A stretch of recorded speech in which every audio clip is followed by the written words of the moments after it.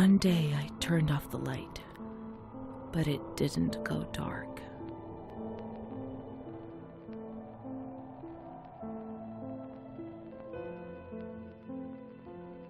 I was 16 years old, and I was afraid, always afraid, a fear that wore me down.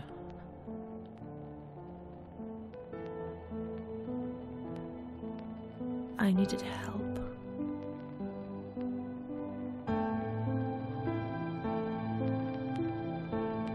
I was alone with my nightmares.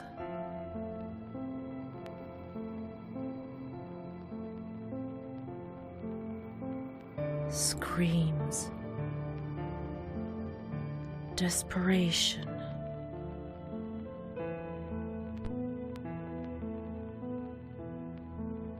Loneliness. It wasn't fear anymore. It was madness.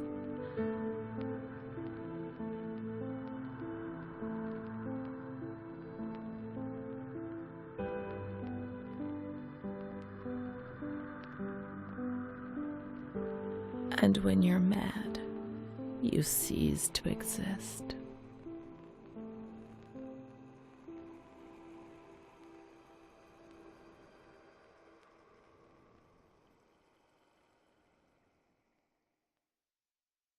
I have had the pleasure of playing. Yeah. We're going to see some live gameplay as we discuss things. And first, I just want to start off by saying this is one of those rare games that really sticks with you. One of my biggest fears, I'm sure it's been a fear for a lot of people, is the fear of going mad. Yeah. And how out of control you are. And this really taps into that. Yeah. So tell me about this. I think is one of the main particular things in the game that the protagonist, Renée, a young girl, she was recovered the first time when she was only 16. She came back, she was a girl with a lot of fear. And we can see as the journey begins inside this psychiatric asylum, this fear will turn into madness, into mental disease. So we have a change in the story of Renée, and we see all the development of these stories. So the game just began. The Town of Light is a first-person psychological thriller based on an extensive research of mental illness and mental institution back in the 40s. That was what was scary, seeing the start of it, and it was like, these are based off of real things. It's like going into the movie saying this is based off of a true story. You're like, oh God, it's going to happen to me. Yeah. The facts are real, but Renée is pure fictional, so it was recreated. It was an icon for a life of one of many patients. And the place we saw here is a real place existing in Tuscany. It was one of the biggest asylum in Europe. And we are now entering for the first time inside the asylum. It's based on an actual Italian asylum. Yeah, exactly. It's really existing place, and we have tried to recreate the feeling the first time we saw, and we get inside the asylum. We visited many times, and as you can see, for example, this is a real existing photos, and you can see all how big is the complex. It's really complex. Now the story is in the upper right pavilion, but it was really huge. It can count 6,000 patients inside. Wow. So it was like really a small town. The name came from this one. And having all these actual the real pictures inside of it just allows you to be so immersed into this game. Yeah, we try to feel this connection in the player inside this place, because if the player knows that the story is real and the place is real, will enhance this sense of immersion inside the game. Hal, after just to discover one part of the diary of Renée, we have created. Renée is pure fictional, but we have created many pages of stories to describe and to get Renée more real, feeling more real, what she desired, what she was thinking, and the player, if he is good enough, and if he will explore the environment, he will get reward finding these pieces of the diary.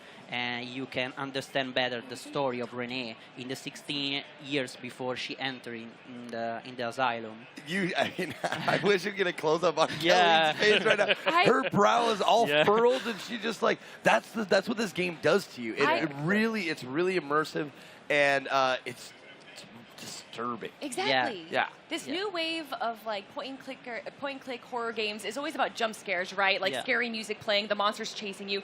This is just immersion. You are putting your mind into the set of someone that's in an asylum. Yeah. And Goddamn doll. Yeah, I think it's a different approach here. We have a more realistic and more adult narrative. We don't have to hide from something. We have to go deeper. We have lost the player inside the asylum and lost yourself in the mind of the protagonist. So I think one thing that's really important about the doll is that it's not just a horror cliche in this game. Yeah. Oh no. They were actually used as treatment devices for people in the asylums at that point in time. So they would allow patients who were struggling to bond with the doll. Is that right, Lorenzo? Exactly. In this cutscene, the first cutscene, we saw the relationship between Charlotte, our doll, and the mother of Renée, which are 3 key elements during all the stories. And as you move on, you will understand what the relationship from this key character. And I think it's really, really cool the way that you constructed how she carries it. Yeah, exactly.